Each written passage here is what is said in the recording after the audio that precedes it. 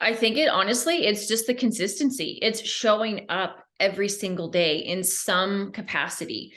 Hey everybody, it's your host, Amber here, MLM strategist and entrepreneur who has worked with thousands of network marketers and influencers and entrepreneurs in your space, helping to brand them, systemize them, and grow their downline on a global level. Creative director with AK Social House and your host of the Behind Her Boom podcast, providing you with proven, simple, and actionable steps to build your authority and your brand so you can stand out from those sideline sisters. Inspiring you with our special guest to think big and grow to 7 figures and beyond. Let's go. Hey everybody, it's your host of Behind Her Boom podcast, Amber, coming to you today with an incredible guest who is a woman of many, many trades that we're going to dive into. Kelly from Central Alberta. She is from a little family. I won't say little. I think she's got a pretty big family ranch here that she works out of and does daily chores and has her whole family be part of it. She's got 3 amazing kiddos. She is a wife to a real cowboy. I always wonder what that's like. A stuntman, handyman, rancher. Is he in like the stampede and bull riding and all those things? No, he was a bull rider back in the day, like when he was in high school, but he is no longer doing that. And no, he has never competed at Calgary Stampede. So he's he's safe. He's a safe cowboy. Yeah, I guess you could say that. Well, welcome, Kelly. Thank you so much for joining us today. Kelly is, I actually had our team reach out to her because she is a brand ambassador with Saint, but she's on social media showing up every darn day with so many amazing tips from hair tutorials, makeup tutorials, fashion, especially with her Western roots. And, when we talk about true entrepreneurs, especially in the network marketing space, it really comes down to consistency, showing up. And some people say, well, I don't even know what to talk about.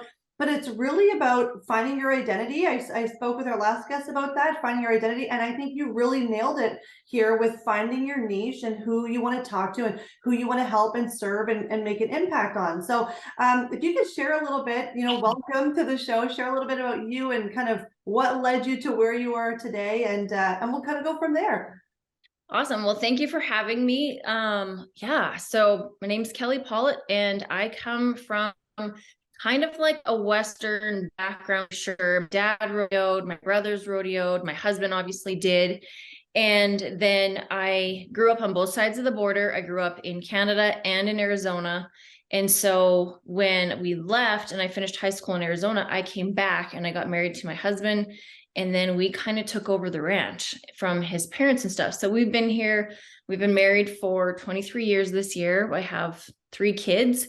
And so I was in the hair industry for 15 plus years because it kind of worked. It was something that I was just passionate about. Like when we were getting ready to go out, like as friends and stuff like that back in the day, I was the one that was doing everybody's hair.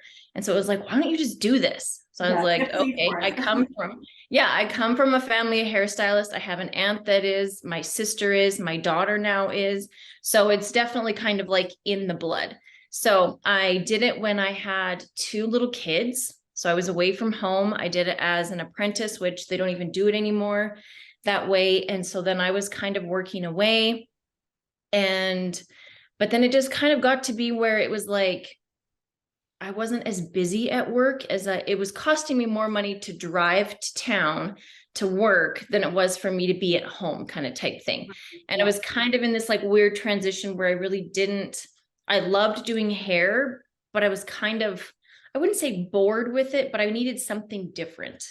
And at that time, we had been kind of wanting to build our own house. We had traded houses with my in-laws.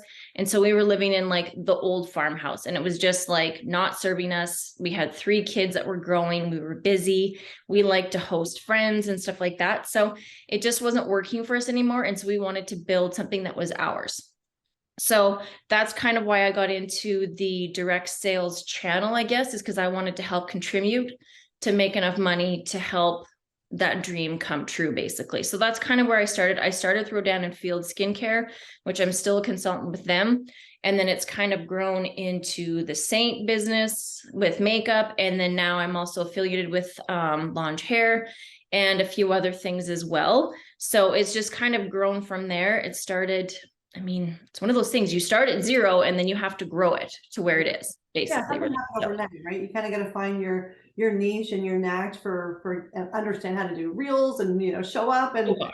yeah, it's learning all of those things, and it's a learning curve. I always tell people, if you treat your network marketing business as if you invested in a franchise, if you invested a couple $100,000 in a franchise, you'd get up every darn day. You wouldn't need an upline to tell you to, and to create a checklist. You would just be doing the do. And I think with network marketing, people get maybe a business in a box, or they get some products and they just kind of leave it there on the side like a side hustle, and get to it when it can. It's not a priority, but it can be life-changing if it's a priority. And I think has been for you. I mean, you've been able to raise your 3 kids and be at home and provide value and show up. Have you always been on social media, or is this no. And actually, I was kind of one of those people when Facebook first came out, I was like, I'm not going to be on that. And my husband is still not on social media. Like, we only just got him his own email like last year.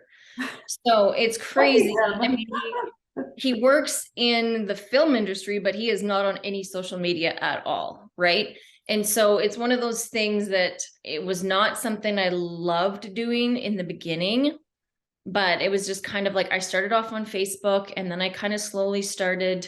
I'm also a Western lifestyle photographer, so it was a way for me to get my photography out there as well. I mean, I started off doing hair and makeup and pictures for weddings and different things like that. That quickly burnt me out. So I was like, I can't do that anymore. So, I mean, I've always been kind of like doing things that could work around my schedule and what I wanted to do.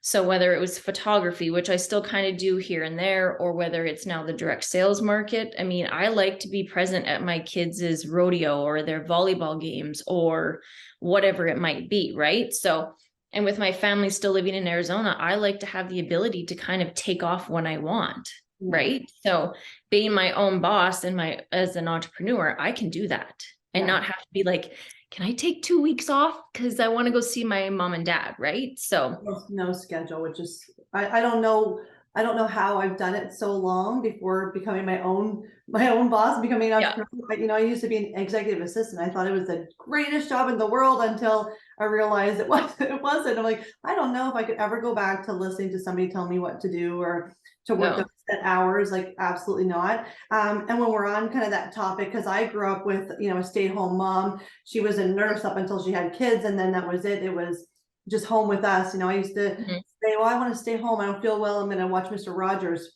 She'd make my sandwich. I could watch Mr. Rogers all day. She wasn't going anywhere. So there's no entrepreneurial background in my, in my world. I kind of, grew from it. My sister is now, and she's in network marketing as well. Quite successful with her business too, which it just opens your whole eyes for what's out there and what you're allowed to allow yourself to believe that you can do, right? I think it just comes down to this limited self-belief of it's not available for me, and you just scroll endlessly and you watch everybody else succeed and crush it and take an ads and think, why aren't you doing the same thing? Doesn't matter if you're 20, 30, 40, 50, 60, you can be really killing it if you really put yourself out there. But you did come from an entrepreneurial background. You mentioned that your mom, dad growing up. So what was that kind of like in your household? Well, my dad, when we lived in Canada, him and his brothers, they had their own construction company. And then when we moved to the US, then he has been working for the same company for, oh, criminy, like the last 30 years. And now he's bought into that business. And I mean, it's a multi-million dollar construction company. They build huge business or buildings and stuff in the Phoenix area. But my mom, she's always had kind of like her own business and stuff. And then as we were growing up, between my mom and my sister and I, we kind of started our own clothing company, we'll say. And we were at the NFR at the National Finals Rodeo with a booth for 10 plus years. Oh, wow. So when we would kind of travel around to different trade shows, like we went to the National High School Rodeo Finals, we would do NFR, and we did a couple other trade shows. And so it kind of stemmed from there. So I mean, at a young age, I knew what it was like to put in the work if you wanted to be successful at something, right? So, and I think that's a thing too with network marketing and stuff. It's you have to treat it like a job if you want it to pay like a job. If you treat it like a hobby, it's only going to pay you a couple $100 a month, maybe, right? But I don't know. It's just one of those things that it's the possibilities are endless. Yeah. hard as you want to work and the work that you're willing to put in, that's is what you're going to get out of it basically. So Yeah. yeah. 100%. No, I totally agree with that. And I think that's really what it's all about, is just shedding light on that for new network marketers, new people that are coming into the industry, new people on social media. You know, it really, everybody's at their own level, and it's about not comparing yourself and just, you know, just going with it and learning something and really finding your niche. I wanted to ask you a couple of things, you know, because you did really grow and scale. I mean, you've got over 150,000 followers, you get a ton of engagement, and lots of people are loving on your reels. That's, you know, because you're showing up and you're providing value, and women love it. You know, it's like, I still don't know how to do my makeup properly, you know, to do those like contouring. Everybody makes it look so easily, and I'm like, oh, when I'm done, my face looks orange. I don't know. So, you know, it's just so amazing to just watch. I wanted to ask you, you know, what's something that, you know, you think a lot of people in your industry, when I say in your industry, like in the network marketing space, what's one thing that they should stop doing, or should they start doing, whether it's comparing themselves, or what's one thing that you would say?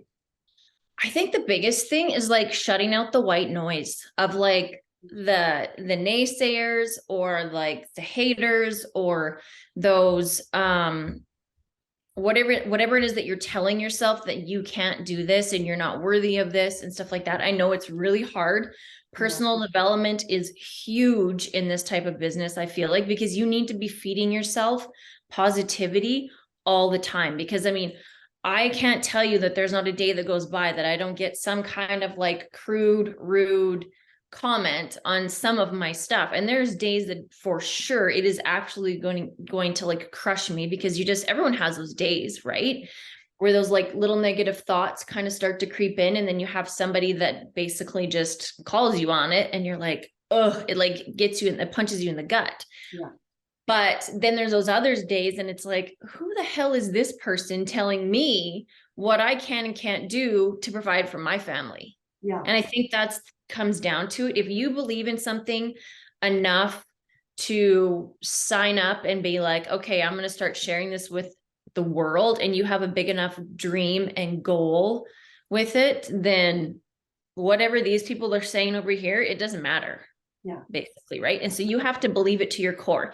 And I think that's the thing too, when people get into network marketing or direct sales and stuff like that, they need to find a product that they wholeheartedly love and believe in, because that passion will come through, and then you don't have to like sell them on it. You don't have to sell people on it, because them just hearing how you talk about it, that will convince them enough, right? And it's building that trust with people is the biggest thing too. Yeah, I think that's huge, is coming down to one, finding a great team or a great leader or a great mentor. But at the end of the day, you know, I always say, they're not your boss, they're not holding your hand, they're not your mom. You know, get in for it for your own reason, but definitely find somebody, or find a team that you know has that sense of community, that's all going to come together for that reason, not to look for somebody that's going to hold your hand and help you build your business. But ultimately, number one is finding something that you love, because it's easy for you. You're with Rodan Fields. I mean, you're using products that you absolutely love and you love showcasing. So that's not really work. That's not, you know, trying to sell it. You're constantly showing all the different things, and you love doing it. So you could treat it like a hobby, but you're getting paid for it, and you're passionate about it, and you're providing so much value. So I think it's huge. Don't go and join a company for the sake of, oh, it's got a great comp plan, and you don't really love the products. Yeah. Or, you know, and I also say it's big on consumable products, you know, something that somebody's going to run out of or constantly need. That always, you know, that always helps as well too. And there's so much competition out there. What do you think is one of the biggest drivers to the successful network marketers? You know, I say it's the top, you know, 2%. It could be the top 5, even 10%, because there's a lot of people out there within 6 months to a year, they can get to 6 figures and beyond. They don't need to be $1 million club earners to be successful. You can, you know, create a full-time business out of this. But what do you think is one of the biggest drivers that kind of differentiates them from the ones who never get beyond those couple $100 a month? I think honestly, it's just the consistency. It's showing up every single day in some capacity, you know, and it's like one of those things. If you love something, and that's why I said, like, you have to find a product that you love, because if you don't like, say, the makeup that you're using and you're like, oh, I have to make like a reel today because I need to make some money to pay my mortgage. But if you like are like loving something and you're like, oh, I just tried this new eyeshadow combo, I want to show people this, right?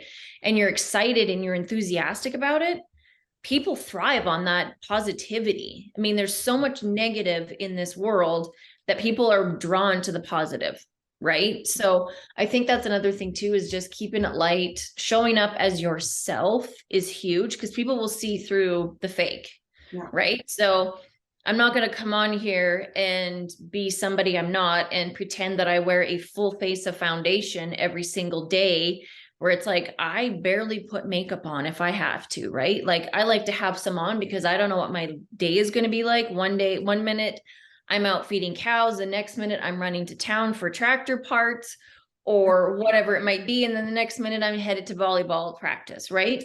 So it's just kind of like, that's how I show up. And I show I don't show all the raw, like down and dirty parts of my life, but I'm not going to just show you the highlight reel either. Right. So yeah, I think keeping it real is huge. And so you're showing up as you've been a hairstylist for 15 years.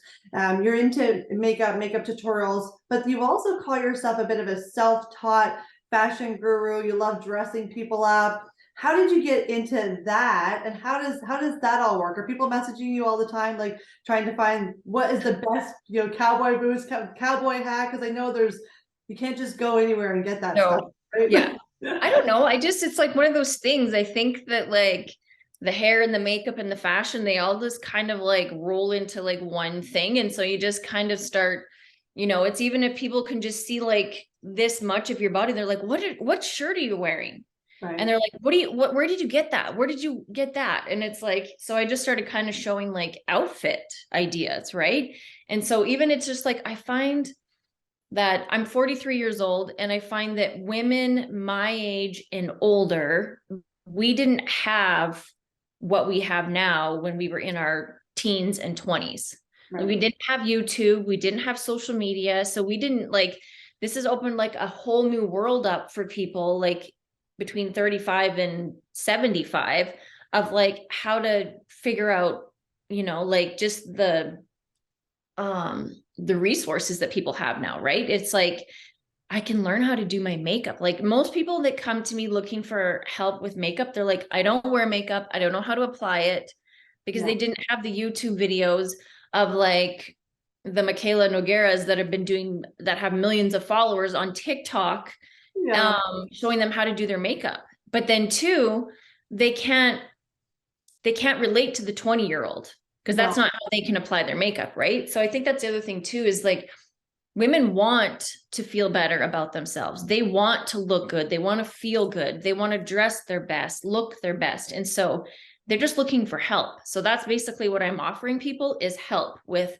how to look or how to curl their hair, how to apply their contour, how to look after their skin, because there's like a gap in there where it was like, nobody talked about that kind of type stuff. Cause my mom never talked to me about like, this is how you need to apply your makeup. You need to look after your skin like this.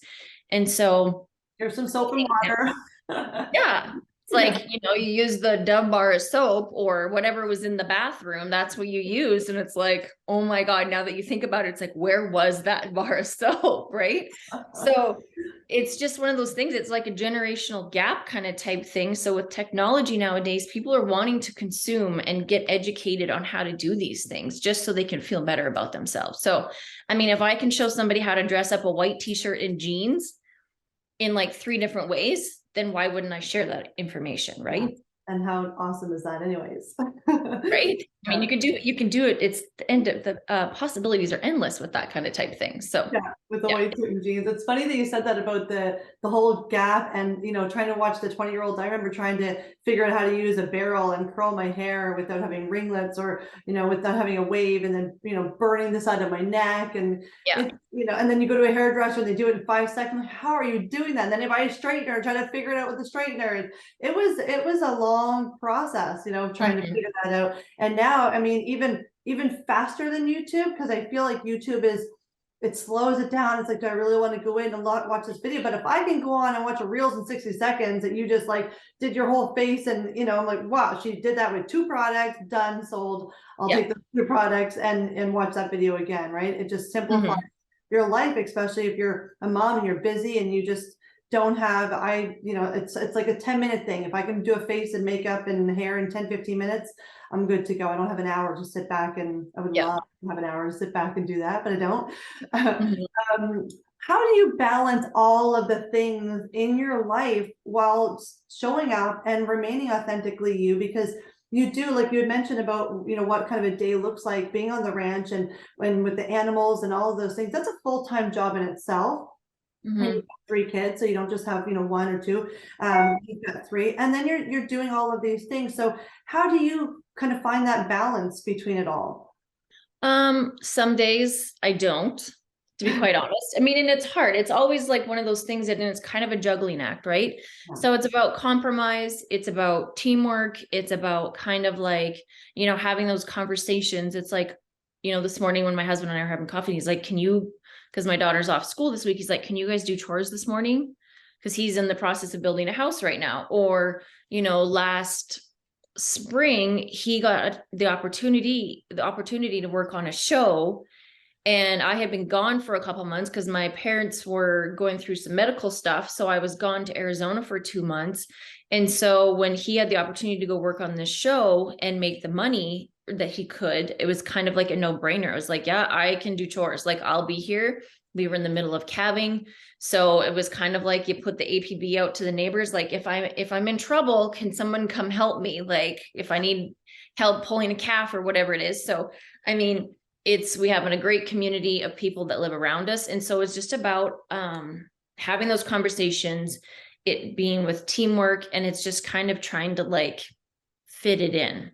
Yeah. Because I do treat this as a full-time job. So, this morning it was up, we had coffee, I went out and I fed cows, I came back, and then, it's creating content, or it's doing the back office type stuff. And then it's creating new systems. It's checking in with team people or like teammates and customers. And, it's chatting with other people in the industry just for like, so that that there's other people out that are struggling doing the same thing that you're doing, almost type thing too, is huge. So the community that we have with the businesses that I have, they're amazing. So I think that's the thing, is just trying to keep it as balanced as possible. I mean, it's very easy for me to come home and just, as soon as I get home from volleyball, it's like I work, till midnight, and then I get up and I do the same thing every single day. But it's kind of trying to create a bit of a balance, like, okay, you're going to work hard, you're going to play hard type thing too. So absolutely. Yeah.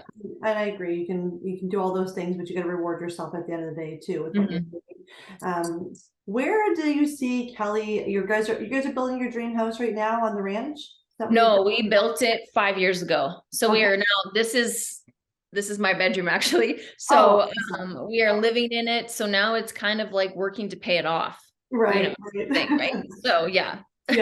So where do we see Kelly kind of 3 to 5 years from now? What does the future hold? You're showing up, you're being consistent, you're providing amazing value out there to everybody. You're building up your team. You've got everything going on between St. Virginia Fields, skin, makeup, hair, fashion. That's all of you. Do you see anything new or on the horizon for Kelly? I don't know. It just kind of depends. I'm kind of one of those people that it's like, what you put out to the universe is what you will get back. So I don't know, I'm just looking to grow my teams.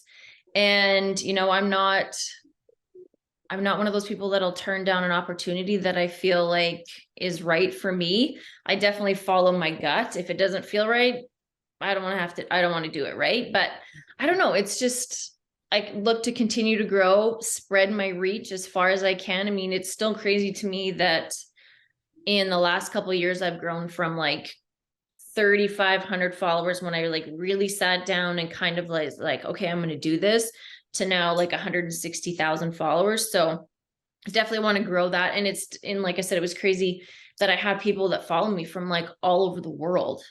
Right. So it's not even, I think that's the other thing too, is people are like, oh, I don't want to put myself on social media. I don't want to go that route. And I'm like, but you're really limiting yourself to like your small community, because if I didn't do that, there's 1,100 people in our little town. Like, so if I was only trying to sell to those 1,100 people, and they're not all women.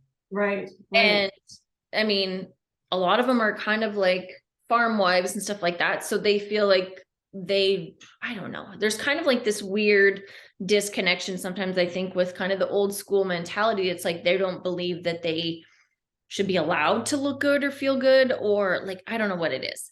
So, Can I be mean, I would beautiful very on the much farm, you know. yeah, I would very much limit myself